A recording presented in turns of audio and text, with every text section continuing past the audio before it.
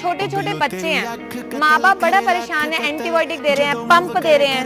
Nebuliser दे रहे हैं, ले लेके अस्पताल भागते हैं। उन बच्चों को आप क्या कर सकते हो, एक पान का पत्ता लिया, उसपे एरंड का तेल लगाया, पत्ते को तवे पे ऐसे सेक लिया जैसे हम कच्ची पक्की रोटी सेकते हैं ना, सेका, बच्चे की छाती पे बांधना है और कपड़े से बांध और रात को उसे सुला दो। सुबह तक बच्चे में इतना आराम मिलेगा और उसकी छाती में जो बलगम जमी है 4-5 दिन में आपको लगेगा कि बिना दवा के भी वो अंदर से खुरेद के बच्चा खुद निकाल। तो जब बलगम जमी हुई चिपकी हुई निकल जाएगी तो उसे खुद से आराम मिलेगा और उसे बार बार जो सांस लेने में दिक्कत हो रही है वो नहीं आएगी।